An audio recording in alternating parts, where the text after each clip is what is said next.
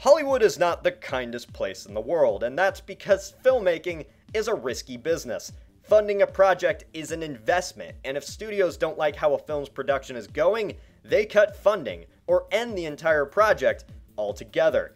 Because of this, we can see potentially great projects collapse before they are ever released. We end up with movies killed before their time, and I think we should look back on the films that could have been.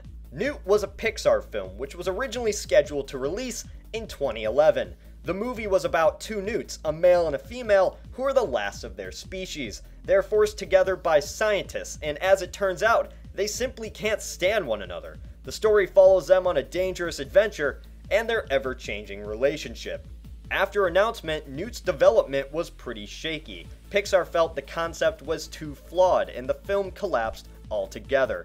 Recently, it was revealed that before the project died, it was turned over to Pete Docter. However, Docter didn't truly like the plot and wanted to invest in another idea.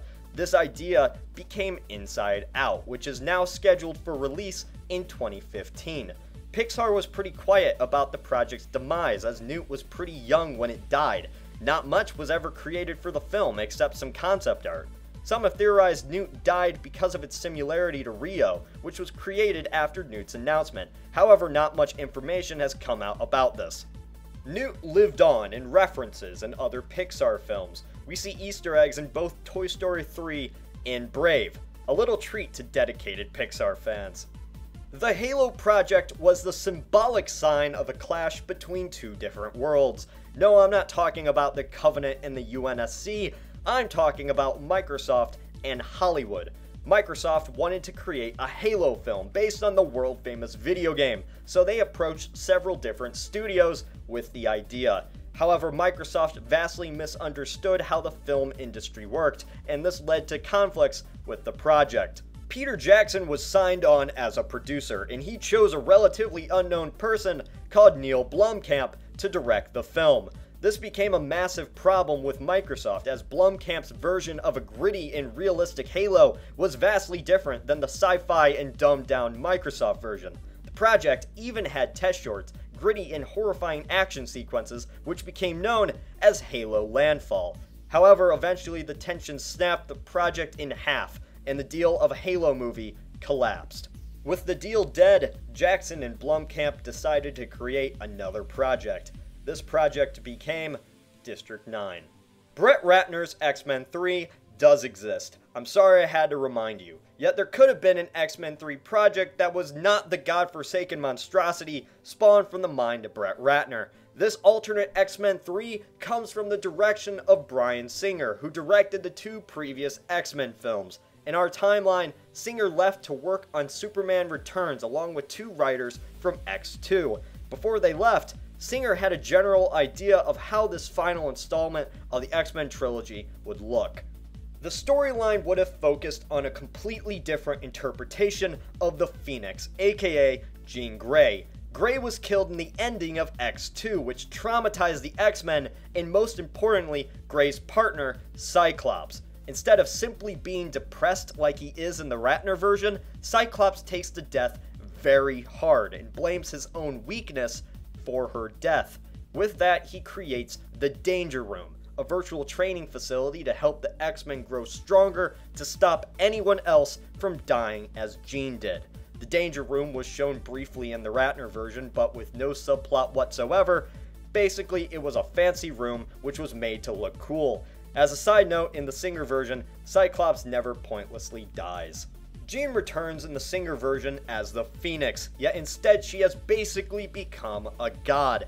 In the Ratner version, she just stares into the distance and is manipulated by Magneto, yet in this new Singer version, she doesn't care about the battle between the X-Men and the Brotherhood, seeing herself as superior and does her own thing without any care. In Ratner's version, it's mentioned she's all-powerful, but not much of the plot really focuses on her power until the final scene. Why did you have to leave, Brian? Why? Kingdom of the Sun was meant to be another installment in the Disney Renaissance, slated for release in 2000. The film was a musical epic on the scale of Aladdin, Hercules, or The Lion King. The director of The Lion King, Roger Allers, was even the director. The film's plot was set in the Incan Empire, with a story Disneyfying The Prince and the Pauper. It focused on a selfish, egotistical emperor who discovers a peasant who looks just like him. For the fun of it, they swap places, the emperor becoming a peasant and the peasant becoming an emperor. However, a witch plans to destroy the sun to harness its power and turns the real emperor into a llama. With this, the emperor and a girl llama herder must stop the evil witch and save the peasant who took his place. The project went through an identity crisis, with Disney executives uneasy about the style of the film. Another voice, the director of Cats Don't Dance, came in and had a different vision for the movie. Two ideas, one comedic and one more dramatic, clashed and only left for a confusing plotline. The film was almost canceled due to average audience response tests and a conflicting story. After years of conflict, the Lion King director abandoned the project, putting its life in jeopardy. What happened next was a complete redesign of the film. The music numbers were cut, the script, plot, and characters were recreated from the ground up, and the entire style of the project was flipped upside down.